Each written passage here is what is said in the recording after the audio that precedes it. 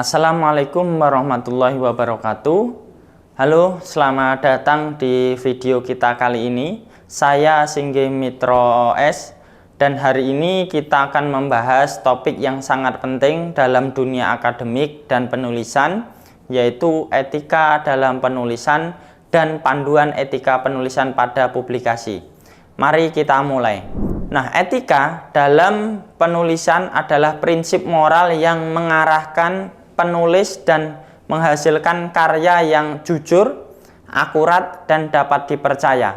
Etika ini mencakup berbagai aspek seperti kejujuran dalam menyampaikan informasi, menghormati hak cipta, dan tidak melakukan plagiarisme.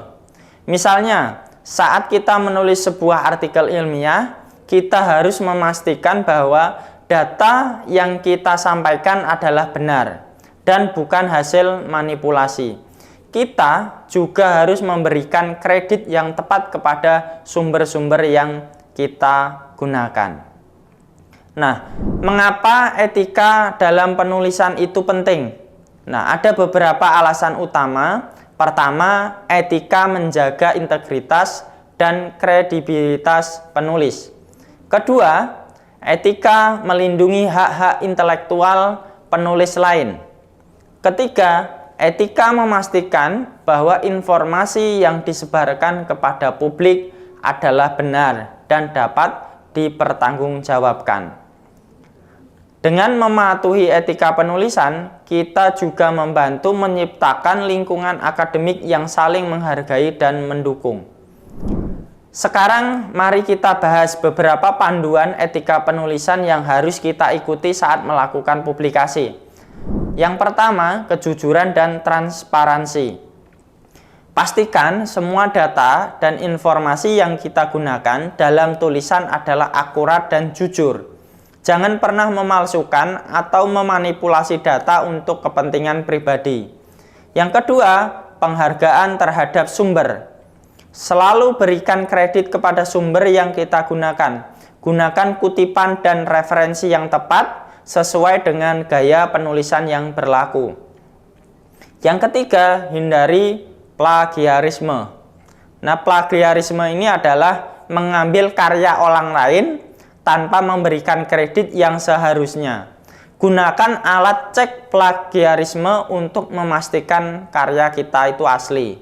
Yang keempat, kepatuhan terhadap panduan jurnal. Setiap jurnal memiliki panduan etika dan format penulisan yang berbeda. Pastikan kita mengikuti panduan tersebut dengan seksama.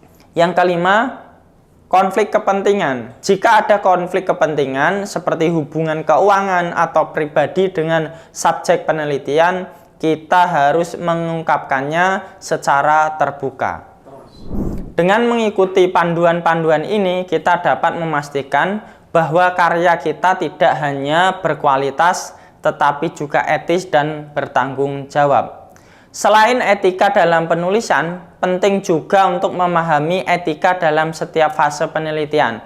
Mari kita lihat lebih detail. Yang pertama, fase sebelum melakukan penelitian. Sebelum memulai penelitian, pastikan kita memiliki izin yang diperlukan baik dari lembaga terkait maupun dari subjek penelitian. Ini termasuk persetujuan etis jika melibatkan manusia atau hewan begitu ya. Nah, yang kedua, fase memulai penelitian. Pada fase ini, transparansi sangat penting. Sampaikan tujuan penelitian dengan jelas kepada semua pihak yang terlibat dan pastikan mereka memahami prosesnya. Yang ketiga, fase pengumpulan data. Kumpulkan data dengan cara yang etis dan bertanggung jawab. Hindari manipulasi data dan pastikan semua data dikumpulkan dengan izin dan cara yang sesuai. Yang keempat, fase pelaporan. Laporan hasil penelitian harus akurat dan tidak menyesatkan. Semua data harus dijadikan apa adanya. Semua data harus disajikan apa adanya, baik itu hasil positif maupun negatif. Kelima, fase penyimpanan dan berbagi data. Simpan data dengan aman dan sesuai dengan aturan yang berlaku. Ketika berbagi data, pastikan data tersebut anonim jika diperlukan untuk melindungi privasi subjek. Dengan mengikuti etika pada setiap fase penelitian, kita memastikan bahwa penelitian kita bukan hanya valid dan dapat dipercaya, tetapi juga etis dan bertanggung jawab. Selanjutnya, pelanggaran etika dalam publikasi karya ilmiah. Pelanggaran etika dalam publikasi karya ilmiah bisa berdampak serius. Beberapa pelanggaran umum meliputi: yang pertama, plagiarisme, mengambil karya atau ide orang lain tanpa memberikan kredit yang layak. Yang kedua, manipulasi data, memalsukan atau mengubah data untuk mendukung hasil yang diinginkan. Yang ketiga, publikasi ganda, menerbitkan karya yang sama di lebih dari satu jurnal tanpa izin atau pengakuan yang tepat. Yang keempat, penulis yang tidak berkontribusi, menambahkan nama penulis yang tidak berkontribusi secara signifikan pada penelitian. Nah, semua pelanggaran ini dapat merusak reputasi peneliti dan lembaga serta mengurangi kepercayaan terhadap publikasi ilmiah. Nah, untuk menghindari pelanggaran kode etik, ini ada beberapa langkah yang bisa kita ambil.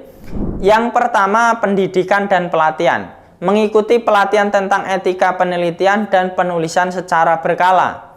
Yang kedua, menggunakan alat cek plagiarisme. Memanfaatkan alat cek plagiarisme untuk memastikan karya kita asli. Yang ketiga, kolaborasi dengan jujur. Pastikan setiap anggota tim penelitian berkontribusi secara adil dan mendapatkan kredit yang sesuai. Yang keempat, review dan validasi data, yaitu melakukan review dan validasi data secara berkelanjutan untuk memastikan keakuratan dan keandalan.